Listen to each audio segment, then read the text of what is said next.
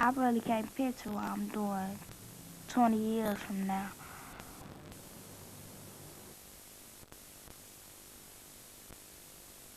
Who of you is ready for an adventure? During the 50s, thousands of British children were sent to Australia. Your wonderful ma'am signed this form saying we can send you wherever we like. They left behind their families and their childhoods. Way of using these children, it's nothing short of slave labour. You mustn't give up. Go home to find Lily. The award-winning drama that shocked a nation. The Leaving of Liverpool. We're going to get back there. Don't ask me how or when, but we'll do it. Starts next Tuesday at 9 and concludes Wednesday on BBC Two.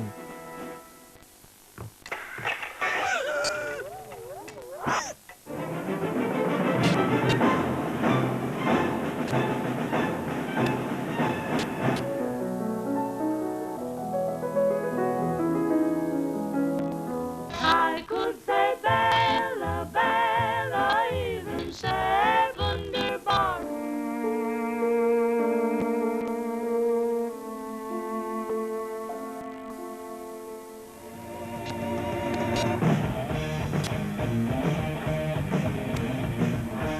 A summer season of dance begins with the award-winning Enter Achilles.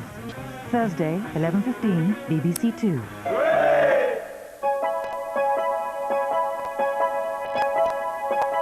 Newsnight is in a couple of minutes. First on BBC Two, another personal view from the Video Nation.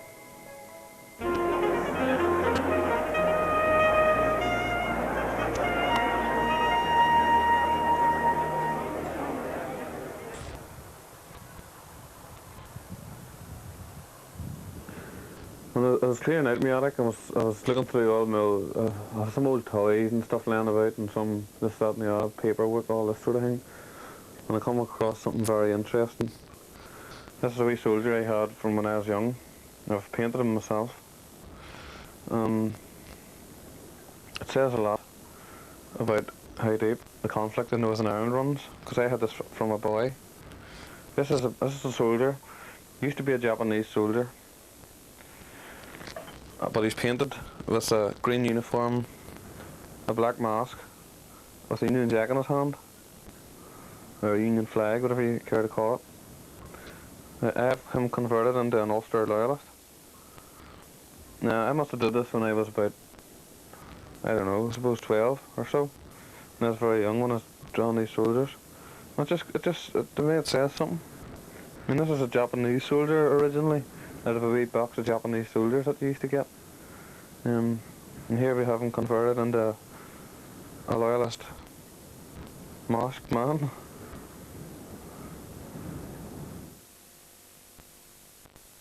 He was the embodiment of the civil rights movement, but Martin Luther King was a reluctant hero who felt unworthy of the role in which history had cast him. He did not seek it. The cross was laid on him. I'm tired of living every day under the threat of death. I have no lot of conflict. But his gift as an orator inspired millions. He could capture an audience, no matter what the level. But I have a dream today. Free at last. Free at last. But he would never be free of his adulterous impulses. I always lived with that fear that it was going to come out. The public image and private life of a martyr, Reputations, tomorrow at the earlier time of 8:30 on BBC Two. Highlights of today's quarter-final cricket in 45 minutes, featuring Nottinghamshire playing Essex at Trent Bridge. Now on BBC Two, Gavin Esler with Newsnight.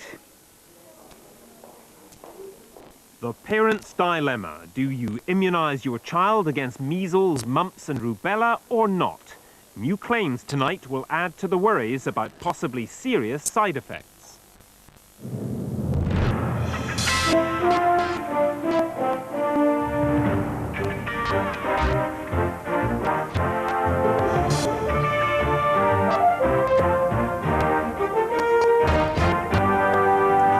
Good evening. To vaccinate or not to vaccinate? Every parent faces that question. Should we immunise our children against a whole range of childhood diseases?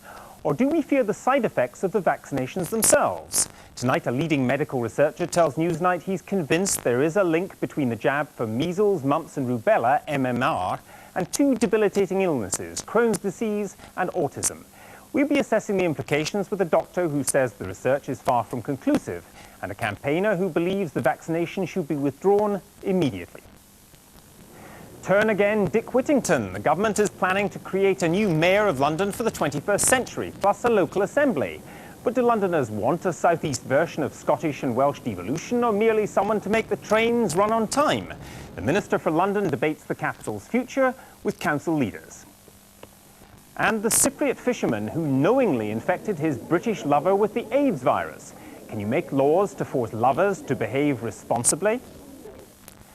But first, vaccines are one of the miracles of modern medicine. They work. They helped eradicate smallpox and rid us of fears about polio and diphtheria.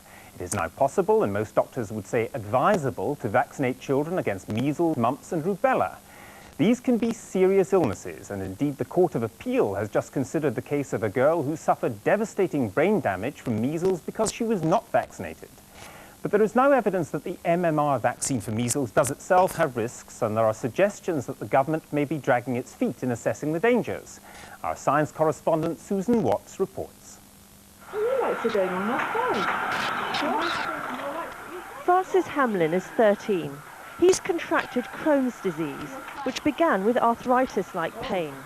His mother is convinced his problems were caused by the measles, mumps and rubella vaccine he received 3 years ago. 4 weeks after the measles-rubella vaccination, Francis developed acute arthritis. It was very difficult to diagnose, but in the end, the consultant we saw at the time said he was satisfied that the measles-rubella vaccination had caused the arthritis. Francis continued unwell for most of the following year, and then he went down very fast with bowel and gut problems, very severe, which were diagnosed as Crohn's disease about a year after the vaccination. And the arthritis, we were told, was a symptom of the Crohn's disease, and therefore vaccination, arthritis, Crohn's disease, the link is very clearly established. Francis, who needs steroids to keep going, was vaccinated as part of a government campaign in 1994 that targeted 7 million children between the ages of 5 and 16. The government was worried about the potential for a measles epidemic because large numbers of the population had not been vaccinated. But Francis is just one of a growing number of children who've developed problems, and his family hopes to bring proceedings against the vaccine manufacturers by the end of this year.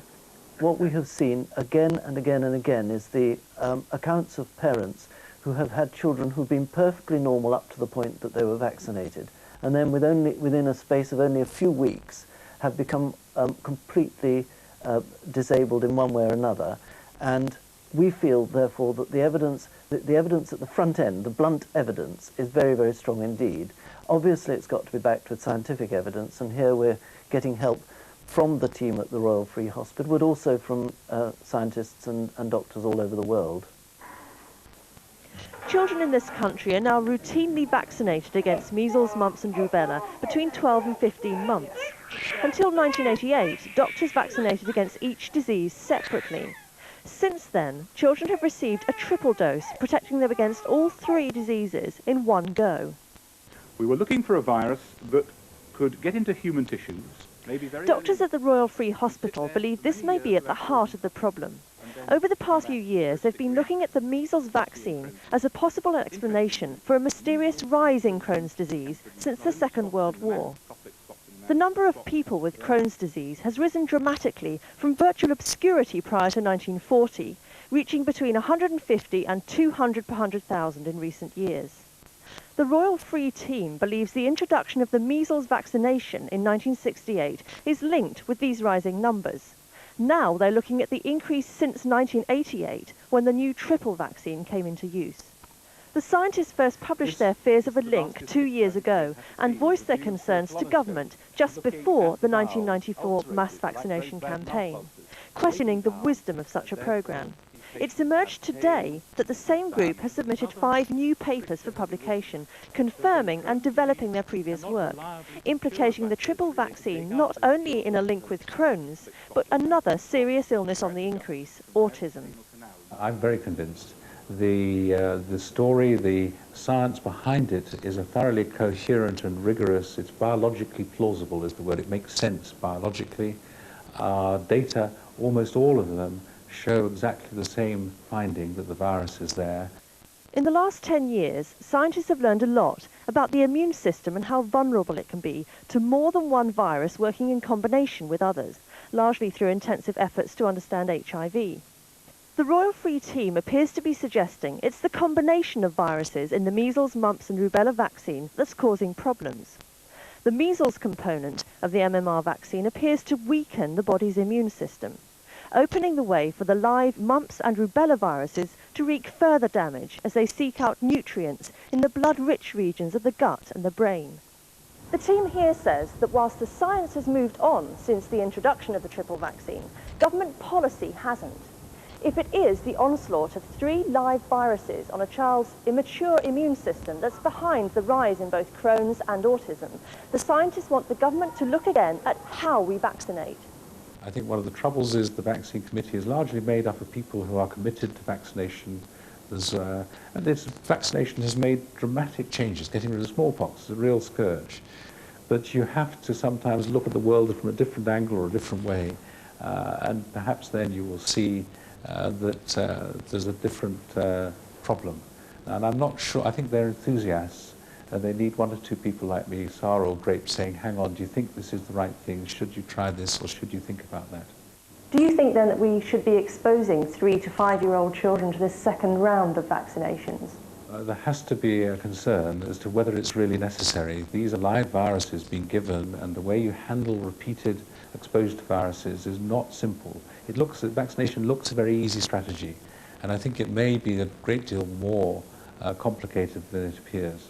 So that I would just caution against spraying around vaccines until people really know what's happening. And if you are going to change a strategy like that, then I think it's incumbent on the people who are doing what is really an experiment to actually control and measure and look for side effects.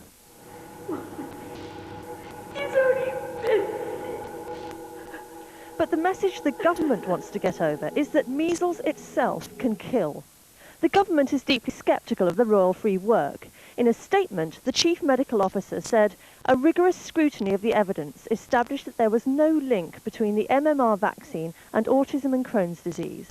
However, we're always ready to consider any new evidence and subject it to the same rigorous scrutiny. Despite his apparent certainty that there's no link, Sir Kenneth said tonight he had not seen the new research papers, and he's asked the researchers to send them to him. In the end, parents must weigh up the relative risks. The risk of damage after contracting measles is still higher than the official figures on risks of damage after vaccination. But the government may find itself caught by the success of its own vaccination campaign. As the full details of today's work emerge, it could become increasingly difficult to persuade parents to vaccinate their children when measles is now so rare that most children are unlikely ever to be exposed to it. Susan Watts reporting. Well, we asked a government minister to appear on the programme to address Professor Pounder's concerns, but no minister was able to do so.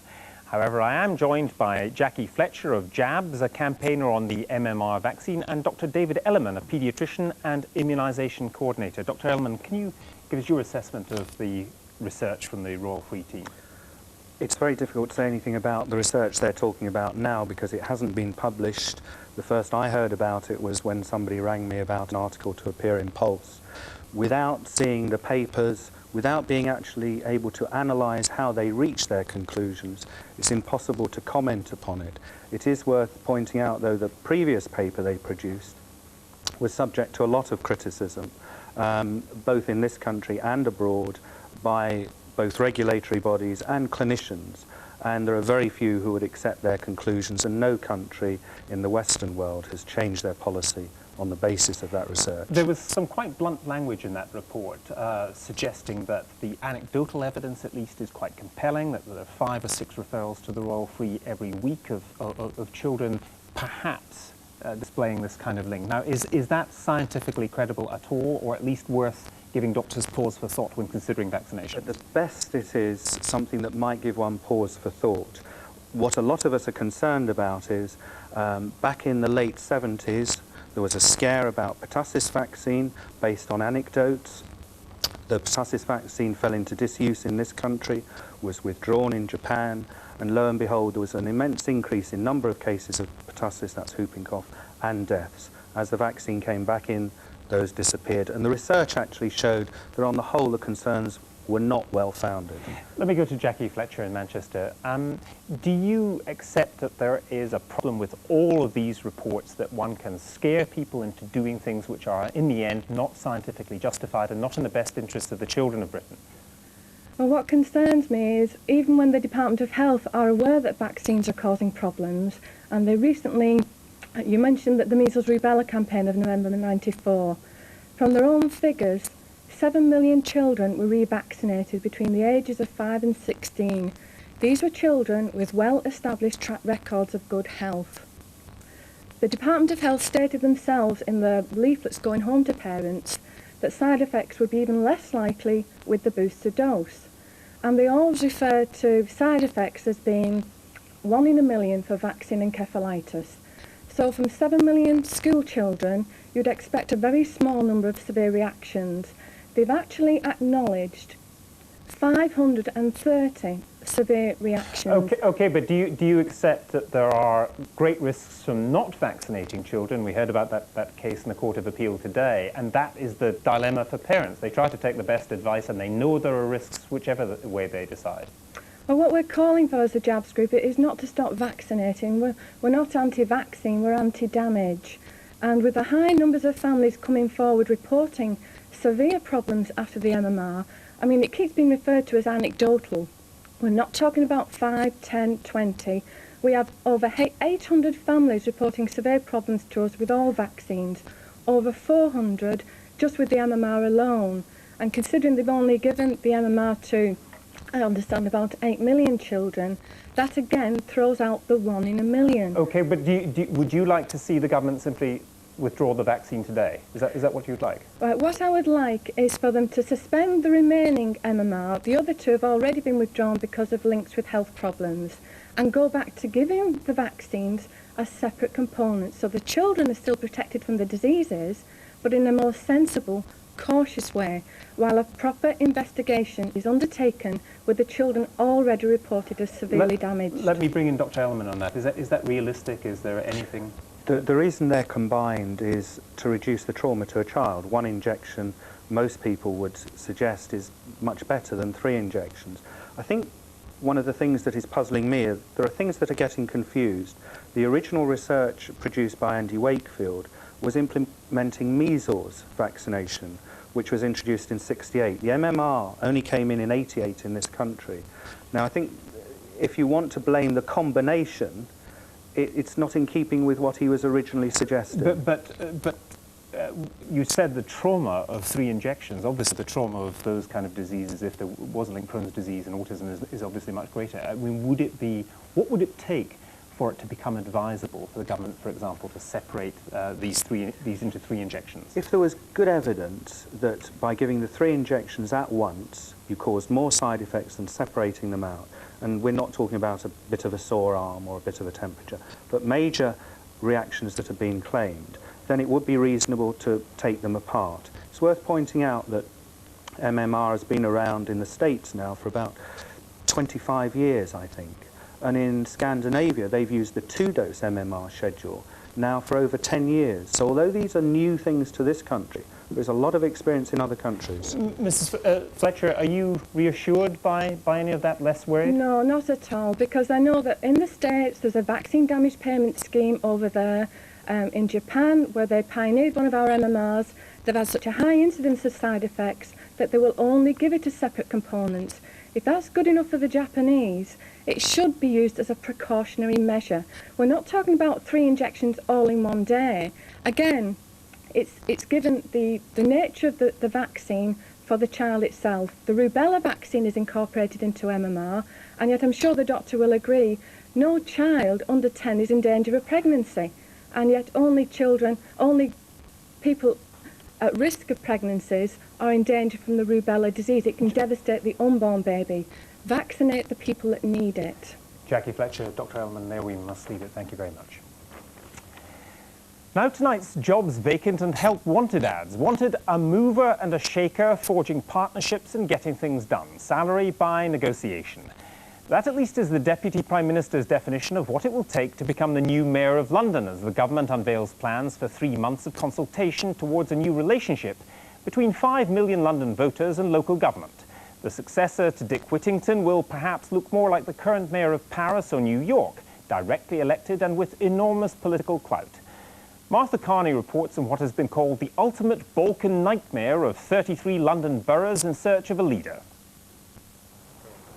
It's been 11 years since the GLC were here at County Hall. We've been hearing about new powers for Scotland, devolution for Wales. Now it's London's turn. But today's radical reforms could do more than just affect the capital city. They could transform the face of local government throughout England. London doesn't have its own elected. This morning, the Deputy Prime Minister was spreading the word about the government's plans. He didn't seem unduly worried that they were mainly civil servants from his own department. Oh yes, I've never seen one.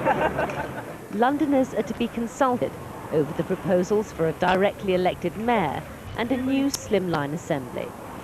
Some say this is just a clumsy hybrid of two different systems.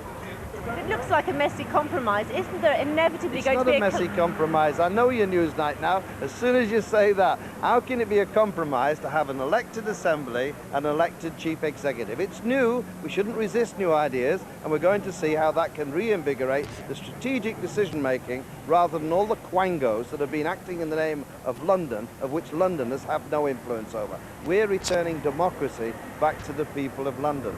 Aren't there worries about moving to a more presidential style of government? Aren't we going further down this road, the cult of personality? No, I mean, it's about government being accountable, and in the media age, when you want to talk to whoever, you turn us all into personalities. And that's inevitable that people will say, well, if they've got more publicity, more personality, they tend to have more clout. That's why we want democratic accountability of personalities accountable to elected representatives. So let's try something different. After all, this is a major capital city. It's the best in the world, but it hasn't got good regional democratic government, and we intend to change that. The government acknowledges huge problems facing London: homelessness, unemployment, poverty, which it wants the new authority to tackle. For cab drivers on a lunch break, an integrated transport policy seemed the main issue. Well, terrible traffic anyway. They said something about the bus lanes, they're putting things on the bus lanes, but they've got to do something with the traffic, because it's an absolute joke. And they ain't fair on the public. They're getting into black cab. So I think it'll be the first thing, really, they want to sort out is the traffic, personally. What do you think about the idea of having an elected mayor in London? Yeah, I think that'd be a really good idea, as long as it was the right sort of person, someone from grassroots level. I don't think, you know, you'd have to have someone that lives and possibly grown up in London, and not just that, understands the people of London as well. I mean, if he could be in charge of some sort of overall, rather like son of GLC, if you like, something like that, but not quite as bureaucratic as that, I think that's really what most people want. Any ideas about who should be the mayor? Well, I know there's a few prominent candidates, Lord Archer amongst them, and Stephen Norris. I think every sort of out-of-work politician is throwing his hand into the ring, so I think it's, I mean, I'll put myself up. Richard Branson would be ideal, wouldn't he? He's not frightened of anybody, always wants to do something. Bloody good idea. What about Steve Norris? Who's Stephen Norris? Definitely not a politician. Michael Caine? Michael Caine, yeah. Michael Caine, yeah. He'd make it. And not a lot of people know that he's a contender. But what does seem clear from today's proposals is that the balance of power in the new authority will rest firmly with the mayor. Described as an elected chief executive for the city, he or she will be free to draw up an annual budget, make plans to tackle London-wide problems, and promote economic, environmental and social regeneration.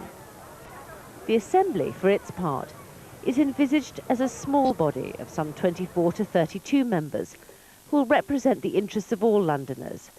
It will have the right to question the mayor about his or her plans and proposals, including the budget, and disagree or suggest changes where necessary. The Assembly might also be allowed to carry out inquiries and produce reports. The government's been inspired by the example of powerful mayors around the world. In New York, Rudy Giuliani led a successful crackdown on crime. In Spain, Mayor Pascal Maragall managed to lure the Olympics to Barcelona. But not all are success stories. The mayor of Paris, Jean Tibéri, is currently under formal investigation on suspicion of misusing public funds. And in Washington, Marion Barry was sent to jail for smoking crack cocaine. I think one thing that we've learned throughout the American experiment is that people really do want to have a mayor. They want politically and electorally accountable government. On the other hand, it's the tie between the elected officials and the government jobs that creates a problem. The people have to be able to fire the mayor has to be able to fire the political appointees, and then incompetent civil service employees need to be fired somehow. But you do need a protection for civil workers from political retaliation by the mayor. Other British cities like Newcastle could also see mayors if the experiment works in London. The former Labour council leader in Newcastle believes there could be a clash if the mayor and council come from different parties. And I think there might be a conflict between an elected mayor, presumably elected on his own mandate and manifesto, and out of the council who might be elected on a different programme, particularly, of course, if the council's complexion were to change during a mayor's period of office. And I think there could well be difficulties in reconciling two quite different positions, that of the mayor and that of the council. But a not wholly disinterested party, Lord Archer, believes that gridlock could even be a force for good. I think there should be some checks and balances always. No one person should have that amount of authority without having to turn to someone and say, this is what I want to do about our roads, this is what I want to do about the cleanliness of our city, this is what I want to do about our ambulance service, without them being able to check it. So I think you need someone who has the authority and power and determination to make things change. But if he or she decides to go too far, there is some sort of check. It's a Chinese restaurant now, but once the seat of London government, County Hall, abolished by the Conservatives. They think the new authority won't stay streamlined for long. My worries and concerns about the new authority are that whatever the powers are that they begin with, what's going to happen is that the new elected authority is going to take powers to itself and to seek new powers. And what we're going to end up with is obviously something like a new form of the GLC. We don't want that. I don't think London wants that. Therefore, we reject the Greater London Authority concept. We want a mayor, but not the new authority. The ghost of Red Ken has haunted New Labour, which hopes it's laid to rest the spectre of the GLC once and for all. But it's still unclear if its successor can really provide the model for the next generation of local government. Well, I'm joined now by Nick Rainsford, who's the Minister for London, David Williams, Liberal Democrat leader of Richmond-upon-Thames Council, George Brooker, Labour leader of Barking and Dagenham, and Joan Hannam, leader of Kensington and Chelsea. Joan Hannam first, the Tories abolished the GLC. Is your acceptance of a mayor as a strategic thinker for London an admission that you got it wrong? No, I don't think it's an admission that we got it wrong at all. I think we had a cabinet subcommittee which acknowledged that London was very important during the previous government. But the election did take place, and it was quite clear during the election, and that's what people were saying, that a voice for London was important. And I think we've accepted that what London wants is a voice for London. What we do not accept, and what I don't accept, is that there is any need for a bureaucracy, a bureaucratic assembly behind that mayor to transform, as they're trying to suggest it would, London. David Williams, you Liberal Democrats say that this is wrong, the wrong way to go. Why do you fear the idea of having a strong mayor for London, which is a great city, as we heard repeatedly in that report, along the lines of Paris or New York or any other of the world's great cities? Well, first of all, I'm very much in favour of having a democratic council in London, such as is being proposed. I'm very sceptical about whether the mayor is really a necessary part of that, and I think it's a complication. If you have a separately elected mayor with the council being elected in a different basis, just as Jeremy Beecham said earlier in your report, you may get conflict, you may have different policies, you may have different programs, you may get stalemate too. But you have no doubt that a directly elected mayor with this huge electorate here would be a very powerful political force. It depends on what powers that person is given. The mayor of New York doesn't have a huge amount of power. He's separately elected, and it's to a large degree a big PR stunt, a lot of things that he does. I think you want to talk about getting London put to rights, getting the problems solved with the potential gridlock, all these sorts of things. You could do that with an elected council at regional level, with the leader of the council as the figurehead, as the mayor, like Pasqual Maragall in Barcelona. Well, he's not directly elected. Let me bring in George Brooker. What demand do you detect from within the Labour Party in London to have a mayor, a powerful mayor in London? Most of the discussions I've been involved in with the leaders of London, most of them, 80%, 90% of them have been against it. And let me make it quite clear, we're right behind Nick with elected authority. We have been for years, ever since the GLC was disbanded, in which we agreed with the DSC should have had its throat cut with the silliness it got up to. But we've been behind the idea of elected authority for London. We think now that we've been bounced. Bounced? And what do you mean bounced? Add into that an elected mayor. You mean bounced by the government to accept this without talking up? Yeah. Okay. Nick Rainsford, he's been bounced into it. No one's been bounced into anything. We published today a consultation paper which sets out our proposals. The people of London will have a 3-month period between now and the 24th of October to respond to those proposals, and we will then firm up our decisions in a white paper. So this is a highly democratic process in which there will be ample opportunity for everyone to have their say. But can I just say the crucial thing? What we're about is creating a new framework for government in London which will get things done, which will tackle the real problems that need to be tackled, transport, poverty and unemployment, those sort of issues, and which will be genuinely accountable.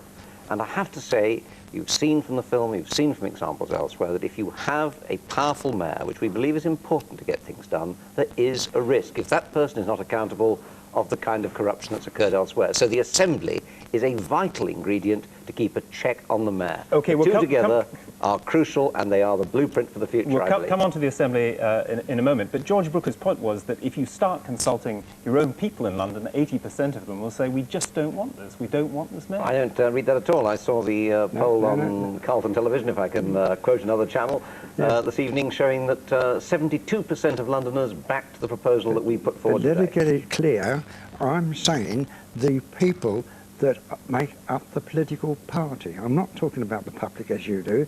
I think the public's been manoeuvred along here with all the propaganda and all the niceties that's come out over the last few months. I haven't really heard a decent discussion against the mayor effort. Every time I switch the television on, it's always what a great thing this is for the people. So the people are getting pushed into this with Simon Jenkins in the Standard and so forth. He's been on this for months. There's a hidden agenda behind each one of you here. Well, the hidden agenda is what? Well, let's take Conservatives. The Conservatives were completely against this. Used to embarrass me when I was getting into discussions and arguments in conversations with, that I had the Conservatives backing me up. We do not want a mayor. And so therefore, let me bring in Joan Hannam on her secret agenda here. Suddenly they've just changed it, and the reason for it is they've lost so many seats across London. This is one opportunity. They might get an opportunity of getting power. You only want this because you might win the mayoralty of London. I hear exactly what is being said, but there is no secret agenda behind this. In opposition, you're perfectly entitled to look and see what your policies were previously. And as I said earlier on, we've accepted that there is a requirement for a voice for London. But what we don't accept is this extra assembly. The power in London, in local government, is held by the 33 London boroughs. And it's perfectly possible to have somebody elected as the chief executive or as a mayor, but to have behind them the local boroughs working with them, working through the leaders, working through perhaps a board, to provide that checks and balances. What we do not want is another layer of bureaucracy, and on top of this, we're likely to get the London Development. David Williams. No, this is a fundamental misrepresentation of what is happening with these proposals as far as the authority is concerned. What we are doing is democratizing a layer of government at the moment. We're not taking anything from the boroughs in all the proposals that the Liberal Democrats and the Labour Party have been pushing for a long time. It's taking these unaccountable quangos that John Prescott was talking about, taking the Government Office for London functions, these sorts of things, and putting them into an effective, directly elected, accountable body. But you could do all of that by giving it to the boroughs. I mean, why do you need a mayor, an assembly, and the boroughs as well? Quite simply because there are a number of functions which have to be carried out on a pan-London basis. You can't plan transport on the basis of 32 different transport policies, 32 different boroughs. It wouldn't work. Air quality, you need an overview. Planning, there needs to be a strategic view across the whole of London. It is only those services for which there is a need for the strategic overview which will be handled by the strategic authority. All the local services will be handled separately by the boroughs, so there will be no overlap, no different bodies overlapping each other. There will be quite separate functions, and the strategic ones will be discharged by the strategic body. And finally and briefly, there's no role for a Minister for London in this, is there? Oh, there's every role for a Minister for London. Well, if you have a mayor, why do we need you? But the role of the Minister of London, above all at the moment, is to bring into force an arrangement under which the people of London will once again have the democratic right to elect their own government. And I shall be very proud indeed to deliver that. Massive bureaucracy. But you know, you ought to split, the votes, though. Mr. Brooker, we have to leave it there. You should split the votes to make sure that we've got a vote for the mayor and a vote for the... Yeah, I agree. Yes, I agree with that. Not lumber us into one situation where we've got one opportunity. We'll have to leave it there. Thank you all very much. In a moment, what responsibility should you have to divulge to a potential sexual partner that you are HIV positive? But first, look at some of today's other main news stories. After 2 decades hiding in the jungles of Cambodia, a man described as one of the most evil figures of the 20th century has emerged to face justice at the hands of those who were his followers. Pol Pot was the leader of the Khmer Rouge, responsible for the so-called killing fields, in which more than 1 million Cambodians were executed or died of starvation and disease in the 70s. At a 2-hour-long show trial in a remote village in the northwest of Cambodia, Pol Pot has been sentenced to life imprisonment. Tracy Andrews has been given a life sentence for murdering her fiancé Lee Harvey in a roadside attack in Worcestershire last December. She denies stabbing Mr. Harvey, claiming instead he'd been killed in a so-called road rage attack. Soon after the murder, Andrews appeared at a news conference appealing for help from the public with the inquiry. It was a case of both Lee and the other person were like playing cat and mouse with each other for a while. After being found guilty at Birmingham Crown Court, Andrews' solicitor said she would appeal against the conviction. The Labour MP Robert Waring has been criticised by the Commons Standards and Privileges Committee for his business dealings with a Serbian company. The committee says the MP was wrong in his conduct and recommended he should be suspended from the Commons for 1 week. Tonight, Mr. Waring said he was sorry, but maintained that he had not knowingly done anything wrong. Air UK has apologised to a disabled passenger after making him fill in a form which asked if he smelled. William Chambers, who has multiple sclerosis and is wheelchair-bound, said he was stunned when he saw the form issued by the airline. It's difficult to imagine anything more heartless than engaging in an unsafe sexual relationship with someone without informing them that you are infected with and could pass on a deadly disease. Today, a court in Cyprus convicted a fisherman, Paul Georgiou, of knowingly infecting his British lover, Janet Pink, with the virus which causes AIDS, raising a host of moral arguments about how transmission of the disease should be treated in this country. Today's verdict brings to a bitter end a romance which began when Janet Pink met the fisherman in a bar on the island in 1993. Unknown to her, Georgiou's wife was already dying of AIDS in a London clinic. In court, the prosecution said Georgiou had knowingly infected Mrs. Pink and other women despite being warned of the risks of unprotected sex. He is one of the first people to be convicted of such an offence. I know I'm going to die soon. Nobody's going to scare me anymore. Earlier this month, Finns came face to face with this issue. An American rap singer was sentenced to 14 years after being found guilty on 17 counts of attempted manslaughter. 5 of his victims tested positive for the AIDS virus. Paul White was 18 when he came to Brighton and fell in love with a man twice his age, a fatal attraction that left him HIV positive. The reason how I did find out was we had a major row, and I remember the words very clearly when I said I was going, and he took and said, "I don't care, you've got the death sentence anyway." I feel at that time when it happened, it was criminal. I mean, I would, if I'd really thought about it, I mean, I was young, probably a little bit naive as well, and it's, I mean, I would have liked him prosecuted.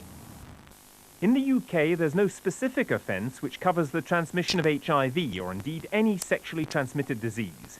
It's possible that an HIV-positive individual who tried to pass the virus on out of malice could be charged with grievous bodily harm with intent. Alternatively, transmitting HIV could fall under the umbrella of maliciously administering a noxious thing. When somebody deliberately has sex with another person, knowing that by doing so they're putting their life at risk, then this is a morally culpable action, and it has tremendous consequences on the person whose life is at risk, the other people who they have sex with, and their children even. So the law must have something to say in these clear-cut cases. AIDS charities believe that making transmission a crime would simply drive the problem underground. Attempts last century through the Contagious Diseases Act, which gave police the power to detain women at risk from syphilis, meant women didn't come forward to be tested. The law's too blunt an instrument for dealing with those intimate moments when HIV is transmitted. If we stigmatise people with the criminal law, all we're going to do is drive it underground, and that's not going to help anybody. Cases like that of Jeanette Pink may arouse moral outrage, but the question is, how much should an individual be forced to disclose to a sexual partner? Well, I'm joined now by Dr. Richard Nicholson, editor of the Bulletin of Medical Ethics, and Nick Partridge of the Terence Higgins Trust, which educates people about AIDS. Mr. Partridge, first, is there a moral duty on those infected with HIV to tell their potential sexual partners that they are infected?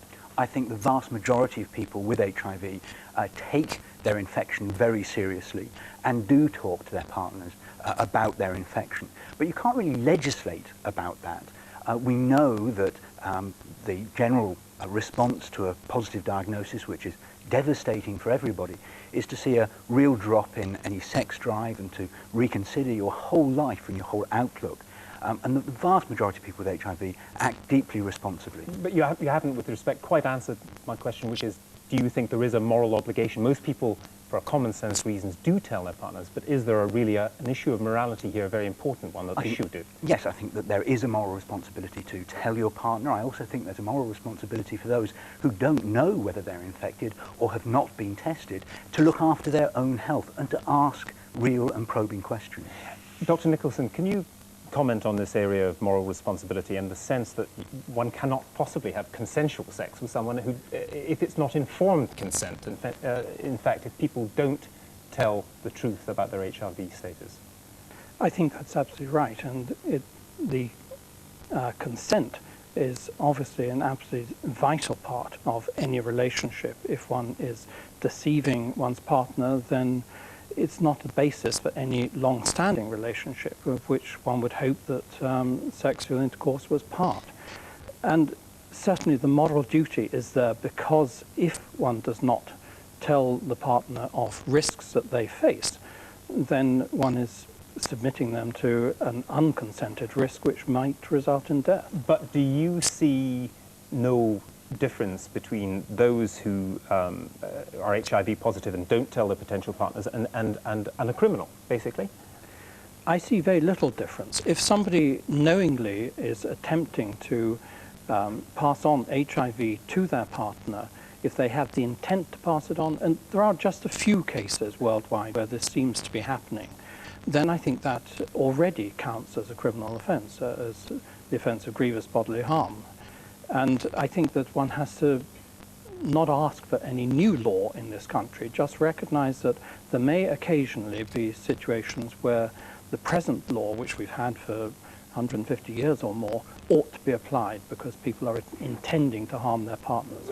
The point being that there is no difference morally, or perhaps there shouldn't be legally, between killing someone with AIDS or killing someone with a knife, for example.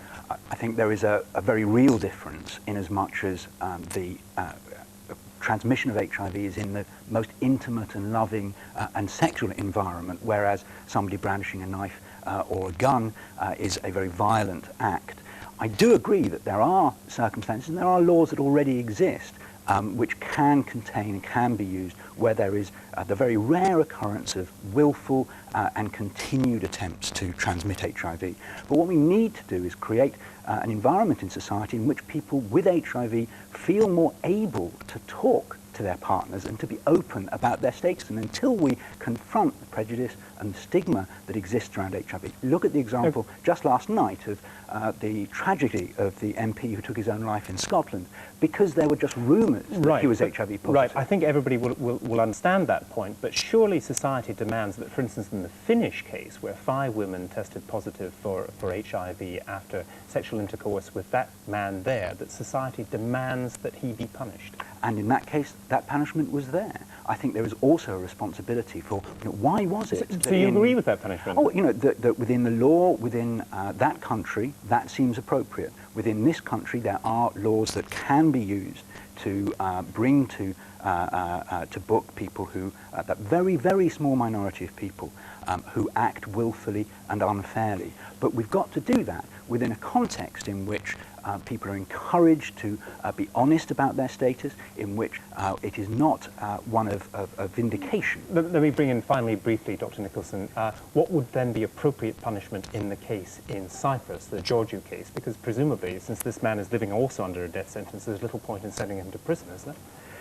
Well, presumably part of the purpose of the sentence is to prevent him doing it again and passing HIV on to other people. So there may be some purpose in some form of confinement, but given the levels of sexual activity that exist in many prisons, prison might well not be the most appropriate place. Gentlemen, thank you very much. Well, we've got time to have a quick look at tomorrow morning's front pages.